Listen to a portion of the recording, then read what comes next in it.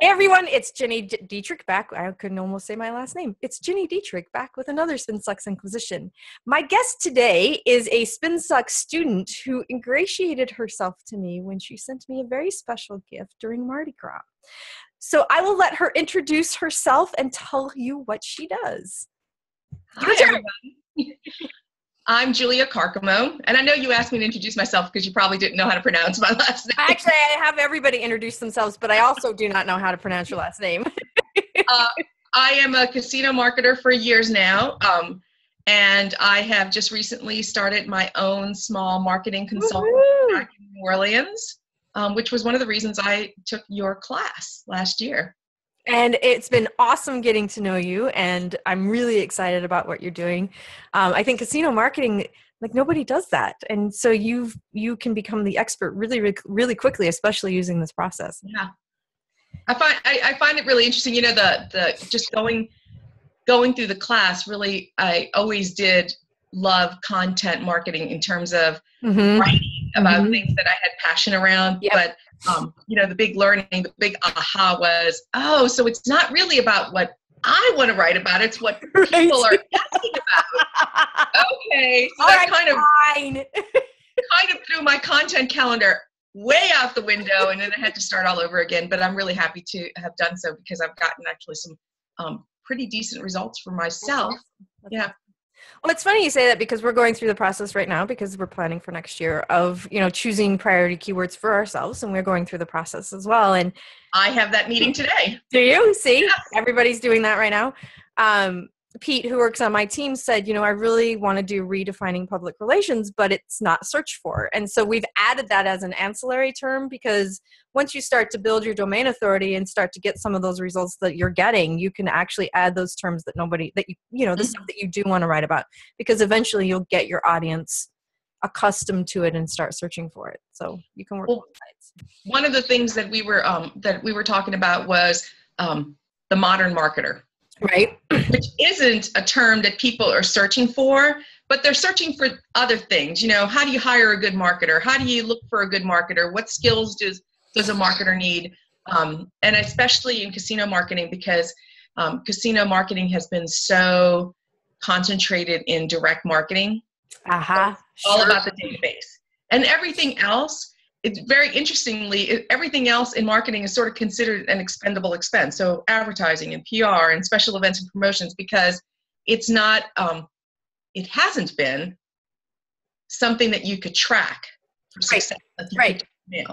And some of the skills that we learned and some of the tools and tricks that we learned in the modern blogging masterclass really kind of, you know, gave that a little bit more sustenance now. Yay! So now you can track results. Yep. You know, I just thought of something. Scott Stratton posted on Facebook last night an email that one of the casinos in Vegas had sent, and he said, can somebody teach them how to write subject lines? So maybe I'll send them to you so that you can teach them how to write subject lines. I feel like, I mean, I'm not in your world, but how many competitors do you have from a marketing agency that does casino marketing, that focuses on that? I can't imagine you have very many. Actually, there are a few competitors. A lot of consultants do include casino marketing, mostly because they're concentrating on database. And how to effectively manage the database and offers and rewards, because a lot of the revenue comes from that tool. Sure. And then there's a lot of agencies who don't really position them. They try to position themselves in terms of being the marketing partner, but the way the marketers look at it from the casino standpoint is they're still looking at them as agencies. Interesting. You know, I bet you're going to be carving that little niche out for yourself. I'm trying to. Good girl. I'm trying to. And I think that at first it's going to hurt a little. You know, for instance, I got a casino who asked me to respond to an RFP for a PR project. And thanks to you, I looked at this project completely different. And in the end, I actually felt like, okay, so, and I had this discussion with him. So I think we could do this, but I think that these things, I'd love to introduce you to a better way of handling this particular element. Awesome. But honestly, I don't know if they're ready to look at different ways. So I could very easily have cost myself the business, but I just didn't want to do the same old approach to PR. Well, and truthfully, when you're in a service business and you're experienced, that's what you're being hired to do. And Right. I agree, there are lots of companies who aren't ready to sort of master modern PR, but that's your job. Yeah. It's your job to get them there.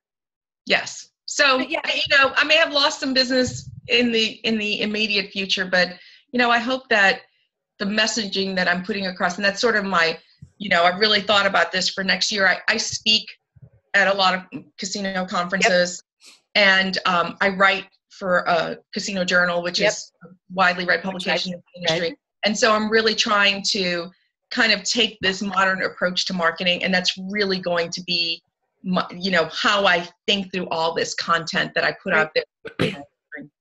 Woohoo! Yeah. So as you're building your business, what is a mistake that you've made that you have learned from? Oh. So the very first year that I started doing this, I worked, interestingly, the two hugest clients that I had, and they really were, I'm going to say probably about 90% of my income for that first year. One of them didn't pay me at all. And the other one, I managed to get them to pay me all my out-of-pocket. Oh my God. By the end of the year. But it was, and I said to my accountant, okay, lesson learned. And actually, I remembered a podcast that you did that was maybe a year or so ago.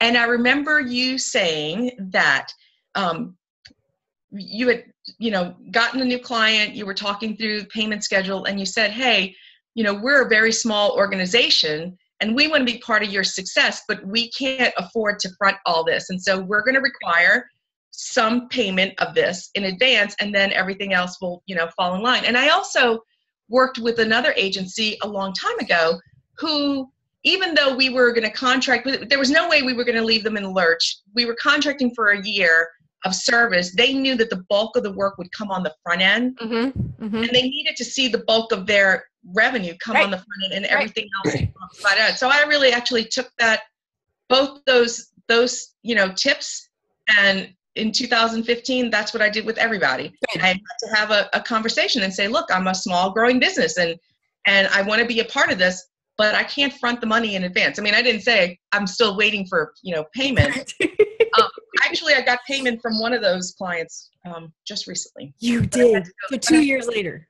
But I had to go through legal channels. So now I have legal bills. But, lesson learned. That was my big lesson. And now I know that I learned that I have to be very honest and say, this has to be a partnership, and I've got to be able to pay my resources to help you with your resources. Right. And this is how we need to do this fairly. And I have not gotten a no from anybody. No, I'm sure not. And part of it too is that they're so excited to work with you that they're like, okay, we'll do whatever we need to do. Yeah. And I try to be very fair about what that, first payment is going to be, so that it smooths out everything. And like I said, no pushback. And I wish I would have done that from the very beginning.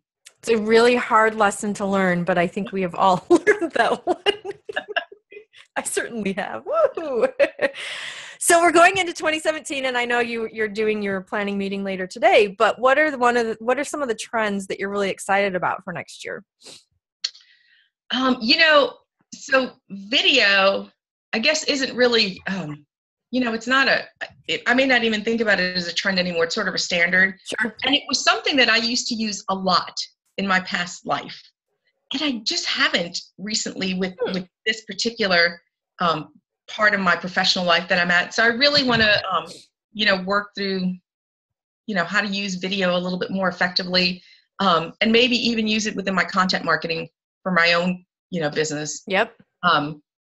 That's really one of the bigger things. I'm kind of interested in how, for casinos in particular, I'm kind of interested to see how virtual reality plays out. Ah, yeah. I think that would be really, really interesting. I don't know how quickly that's going to happen, but I find that really compelling. I find that compelling too. So like the whole headset, or are you thinking more 360 degree? I don't know. I think that the headset feels kind of funky to me, but I think it's probably the easiest point of entry right now. Yeah. Yeah. I think it's pretty cool too, especially for casinos. Yeah. Yeah. The kind of service I business. think the regulators might not find it so, yeah. Yeah, true. And there's privacy issues too. I mean, as much as casinos and gambling have become more accepted than they were, say, like in the 70s or even in the early, I think that there's still some people that don't want their friends to know they're in the casino. Interesting. Oh, yeah. Huh. Yeah, we've had customers Never even thought about that. We've had customers that specifically want their mail sent to them at work and not at home or PO box. That's signifying a larger issue, I think. Yeah. So tell us one thing about yourself that would surprise most people. I think as a little girl, I was very shy. I was always very attached to my mother. We'd go to parties or things like that, and I was always really, really shy. And when I chose to be in advertising and PR, I remember thinking this was going to really push me out of my comfort zone. And actually, one of my first jobs was fundraising for a charity. No. Which you can't be shy at that at all, right? You cannot be shy. But I still have that, I don't like to network because I still have that shyness about me. Like, I'm not going up to people going, hi. I mean, if I have a purpose or if I'm hosting the event or something like that, but I think that I'm still kind of a shy one. Interesting. Yeah. As you grew into adulthood, were you still attached to your mother? I was, yeah. I mean, not as much. Not as much. Well, sure. I had to work, but yeah, right. Yeah, we were very. Can you get to work with me today, Mom? Well, so my parents are from Central America. And I still would call her when I had to do translations. I'd get translations from our agency or something, and it would either look odd because I didn't know a particular word, or because, frankly, even though I spoke Spanish, it wasn't my first. Right. I mean, I didn't read and write it. Yeah. It was actually the first language I learned as a child, but I don't read and write it that well. Yep. And so I would always have to have her check my translations. And the other day, I was working on some scripts for some promotions. I have a division of Julia Carcamo Associates that does Hispanic marketing, and we are part of the Louisiana Spanish Network, which has the exclusive rights to the Saints broadcasts. Aha, nice. And I was writing the promos, and I thought, I don't even know if this is right. And when I sent it to the person who was going to record it, she says, I think you're mismatching your words here. I said, let me have it. I said, because without my mom around, I don't have anybody to prove it. Yes. That's sweet. I love that. So you grew up speaking Spanish. I did, yeah. Yeah, it would make sense that you wouldn't learn to read or write it because you were speaking it at home. And I was reading and writing English. Yeah. Oh. Fascinating. Yeah. Interesting. What are you reading right now? Nothing that's going to teach me anything. But interesting things. I started. Unless you say Harlequin novel, I will. And I'm juggling 3 different books at one time, which is probably a bad idea. But I started reading Anderson Cooper's biography of his mother. Yeah. Rainbow Comes and Goes, which I find very interesting. I just find her life was just so amazingly, I'll have to pick it up. And then I'm also reading Ella Brennan's biography. Oh, you like the biographies? Commanding the Palace. Well, Ella Brennan was a person who, Ella Brennan might have been the first food and beverage person I ever met. She Commander's Palace. Yep. Here in New Orleans. Yeah. And she's got this amazing philosophy. Her philosophy on hospitality is about how it's an honor to serve people, which is, and she really kind of spreads that philosophy throughout her organization, which is what I think makes their restaurants so very different. And then I had to start reading superficial Andy Cohen from the Oh, Andy yeah. Cohen Diaries, because I love him. He's so much fun. Those are good. Yeah, but you're juggling big books. That's Yes. not. So, are you binging on anything on Netflix? I had a, not on Netflix, but just on my DVR. The other day I looked and I have over 100 hours of stuff that I DVR'd. Holy cow! Because I had some issues that I had to handle here at home, and so I just kept recording everything, and of course everything just premiered. And yes, all the new shows, you know, you have to start watching them to see if you're going to continue watching them. So I've got like I think I have episodes from last season of How to Get Away with Murder and all the ones so far this season. I mean, it's ridiculous amount. So I sit in my office and I play some of them in the background, or I try to take as many weekends as possible just to sort of watch and try to get through.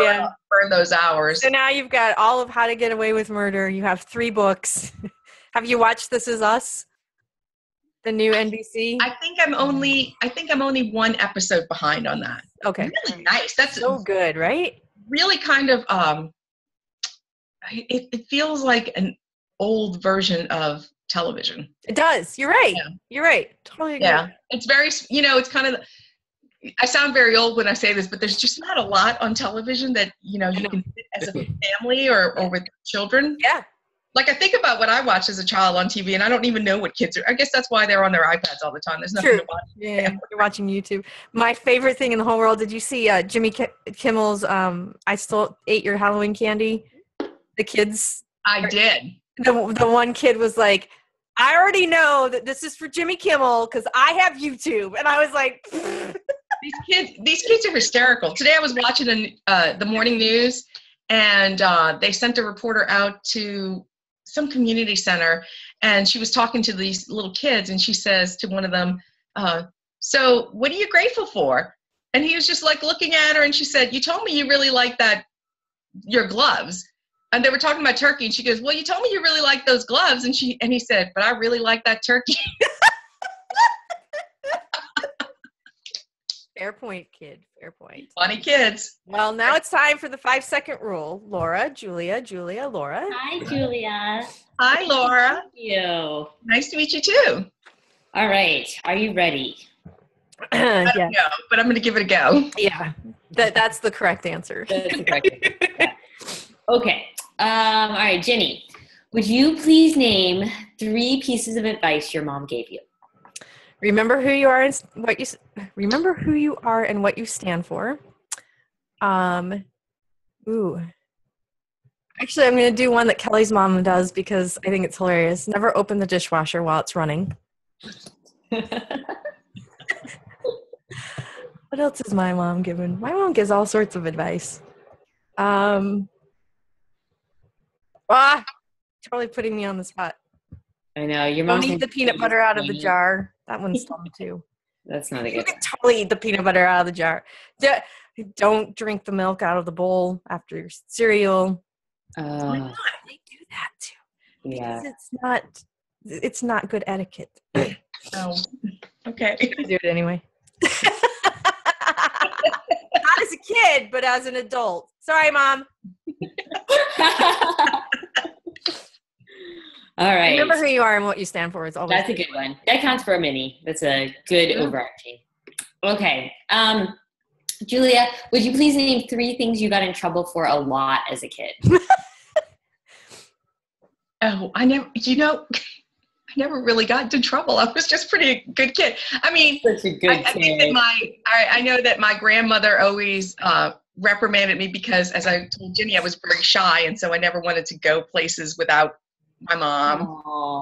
I have a lazy eye, and I used to have to wear a patch, and I used to take it off on my way to school and stick it in my book. So I got in trouble for that. Oh, I don't know what else I got in trouble for. Ooh. Oh, look at you, so good. Jenny, what did you get in trouble for? Oh, my smart mouth. Yeah. That's what I got in trouble for, too. My mouth, yeah. Mm. Which really has not changed. Yeah. Okay. Let's see. All right, Jenny, what are your 3 favorite Thanksgiving dishes? Mashed potatoes and gravy, Parker House rolls, and Brussels sprouts. Oh, Brussels sprouts. Okay, Julia, what are your 3 least favorite chores? Ooh, that's a good one. I don't like cleaning the bathroom. I love when it's clean, but it's just, it's a lot of detail. Yes. It's a lot of detail. And gross. I have to organize the attic, and I'm not going to like that. I'm thinking of hiring someone to do it. I would totally hire someone. Yeah, I'd hire someone too. And picking up the poop in the backyard. Yeah, I don't like that either. Yeah.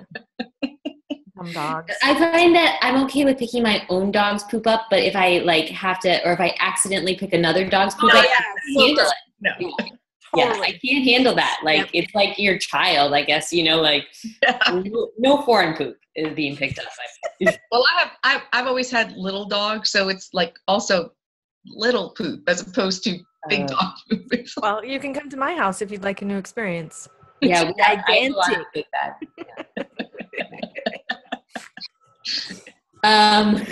This Spin Sucks has taken a turn, man. I know.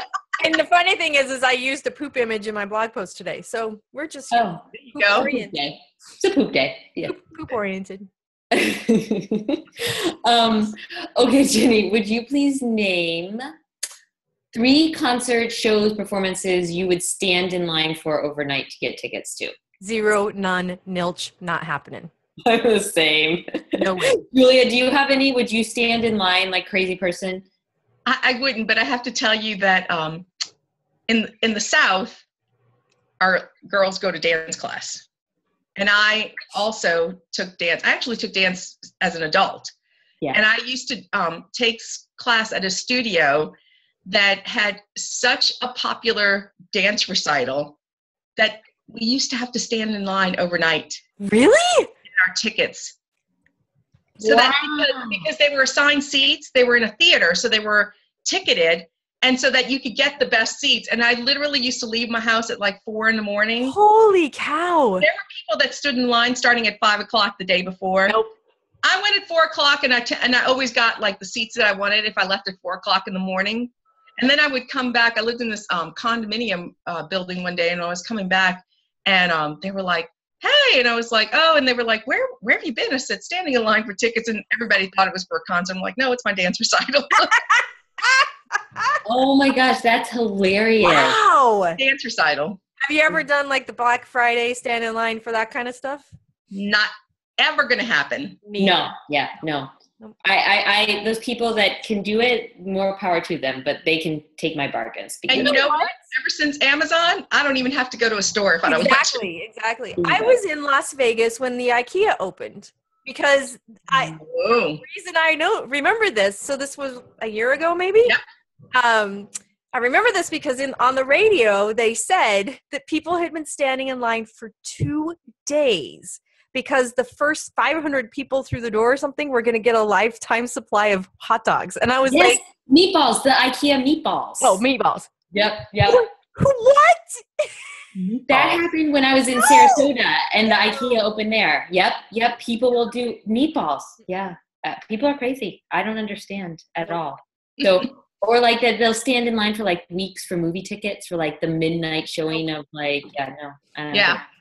All right, well, good. I'm glad we're all in the same sanity plane. Okay, Julia, would you please name 3 states whose names begin with the letter C? Do the Carolinas count if I take off north and south? California? Colorado. Oh, I was just talking about Blackhawk, Colorado. Connecticut. Oh, okay. You know what? I'm embarrassed to tell you, but when I went to go work at Isla Capri, like I told Jenny, we had properties in 15 locations, and I went to places I had never even heard of. I said, let me tell you something. Before I came here, I said I knew that Louisiana, Mississippi, Texas, Arkansas, and all those states all above. That's great. It's like Lindsay Bell, who used to work with us, is Canadian, and there was a hurricane. Where was it? Was it Hurricane Sandy? And she was like, she texts me and she's like, "Are you okay?" And I said, "What do you mean?" She goes, "The hurricane." Far from there. Chicago hurricane, like way, but she couldn't understand that. Yeah. That's so funny. Oh my goodness. Okay. Ginny, would you please name 3 jobs you'd have if you didn't have your current job? I would be a sports agent. I would have my own Food Network show. Nice. Or I would just write books.